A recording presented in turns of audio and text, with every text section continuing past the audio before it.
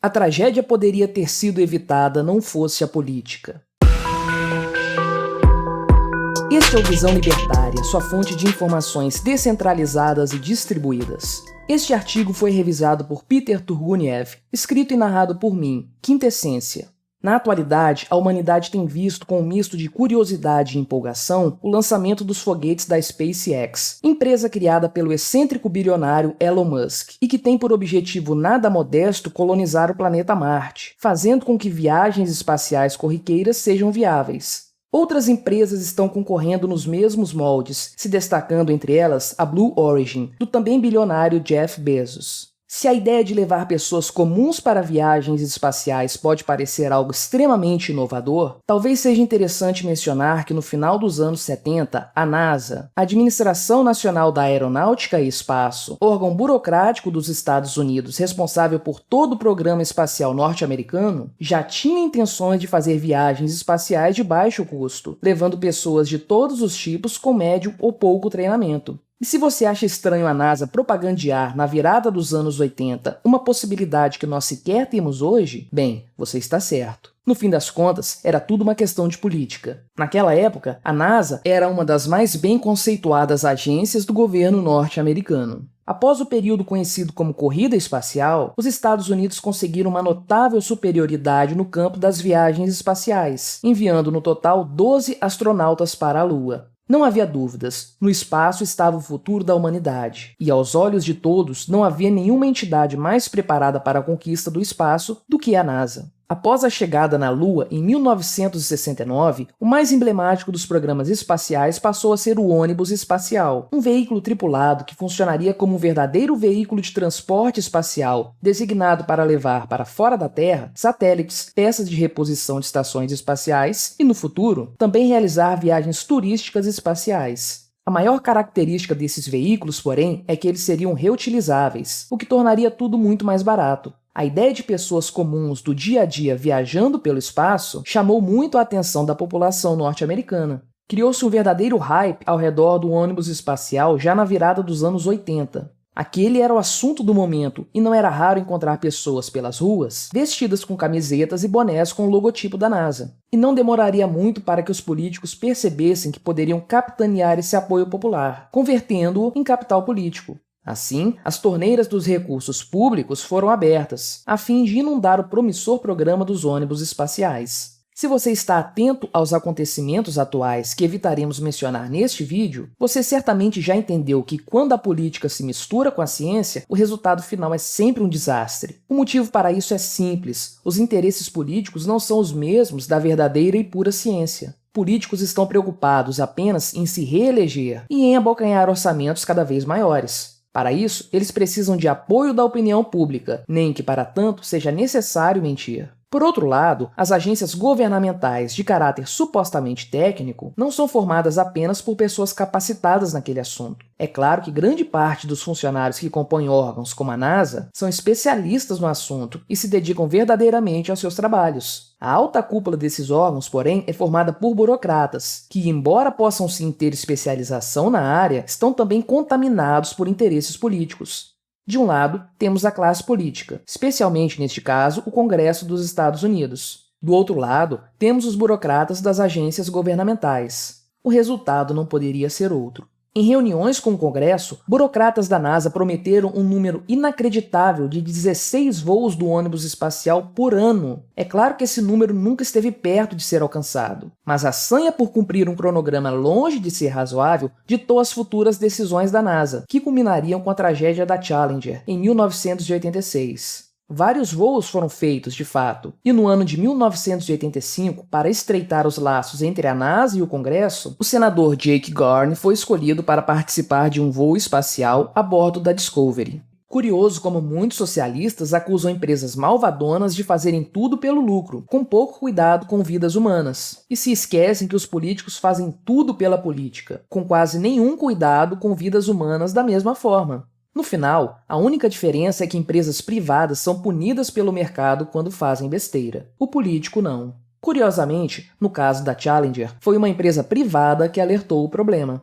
Naquela época, os foguetes de combustível sólido, acoplados ao ônibus espacial, eram fabricados por uma empresa chamada Thiokol. Os engenheiros da empresa resgatavam os foguetes utilizados nos lançamentos para averiguar possíveis problemas. E vez após vez era apontado um crescente problema em relação aos anéis de vedação feitos de borracha, equipamentos que têm por função impedir o vazamento do combustível, algo que poderia ser catastrófico. Diversos memorandos e ofícios foram redigidos pelos engenheiros e enviados para a NASA, solicitando a paralisação do programa espacial, para que soluções melhores fossem propostas, objetivando preservar a vida dos envolvidos e os altos investimentos realizados. É especialmente impactante um memorando emitido por Bob Ebelin, um dos engenheiros da Thiokol, que tinha por nome Socorro e que era classificado como alerta vermelho. Os burocratas, porém, não se importaram com os avisos. Era necessário cumprir o cronograma. De outra forma, os recursos cessariam.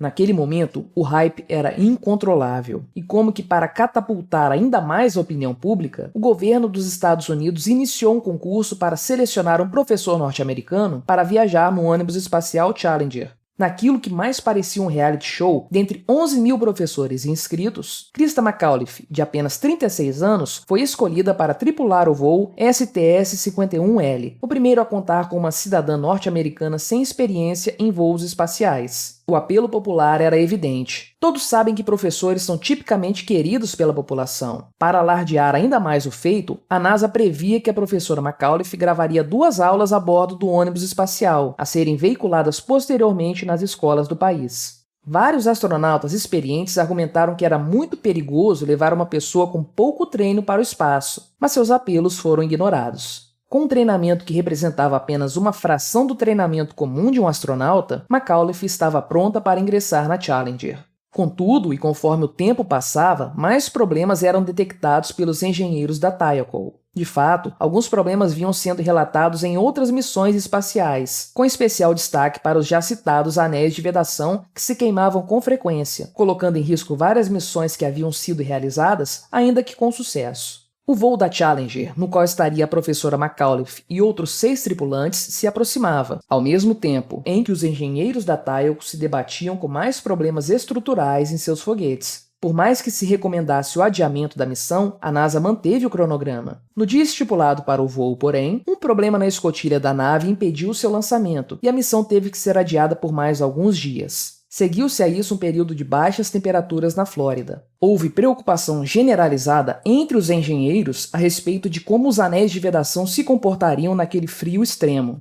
Na noite da véspera do lançamento, em uma teleconferência, os executivos e engenheiros da Thiokol recomendaram que a Challenger não fosse lançada naquelas condições. Larry Mulloy, um dos gerentes do projeto na NASA, porém, não gostou nada da recomendação. "Meu Deus, Thiokol, quando vocês querem que eu lance o ônibus? Em abril?" ele teria dito. Pressionados, os chefes da empresa se reuniram novamente e emitiram um novo relatório, desta vez minimizando os potenciais riscos de acidente naquelas condições climáticas. Naquele fatídico dia 28 de janeiro de 1986, após alguns dias de adiamento e com uma base de lançamentos completamente congelada, o voo da Challenger, popularmente conhecido como o voo da professora, finalmente aconteceu, e por apenas 76 segundos. Ainda no início da decolagem, diante da imensa plateia, formada inclusive por familiares dos tripulantes do ônibus espacial, e diante também das câmeras de TV que transmitiam o evento ao vivo para todo o país, a Challenger explodiu em pleno ar, criando uma densa nuvem de fumaça que deixou todos atordoados, inclusive nas salas de controle da NASA.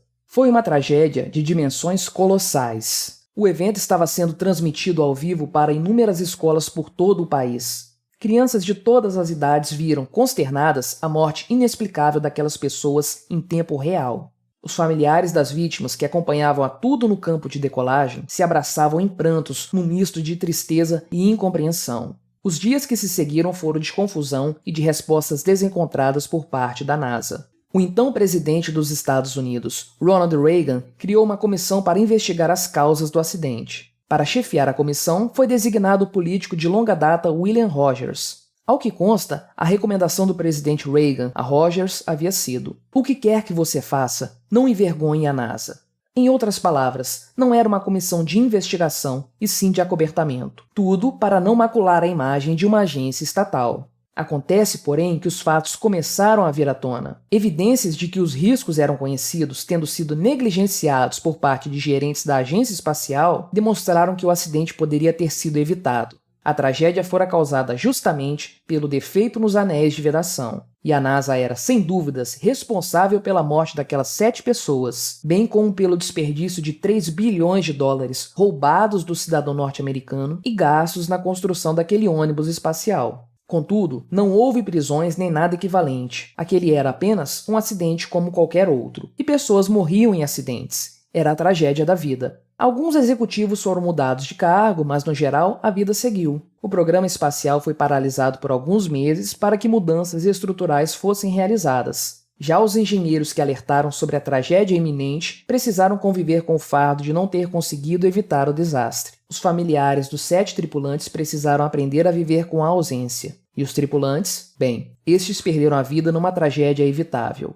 Agências governamentais são movidas por interesses políticos. As decisões tomadas no alto escalão visam apenas aumentar o capital político dos envolvidos, ainda que isso implique em mentiras, negligência e em risco para a vida de pessoas inocentes. Os burocratas da NASA sabiam que o voo da Challenger estava condenado, mas não fizeram nada para evitar a tragédia. Quanto aos 7 tripulantes daquele trágico voo, eles sequer foram informados do risco real que corriam. Eles eram apenas instrumentos políticos nas mãos dos burocratas estatais. Obrigado por sua audiência. Este artigo faz parte da série Acidentes Causados pelo Estado. Confira os outros vídeos clicando no link na descrição. Se você gostou deste vídeo, clique no ícone de curtir abaixo e compartilhe o vídeo em suas redes sociais. Se você deseja ser notificado de outros vídeos, clique em se inscrever e depois no ícone da campainha. Até a próxima!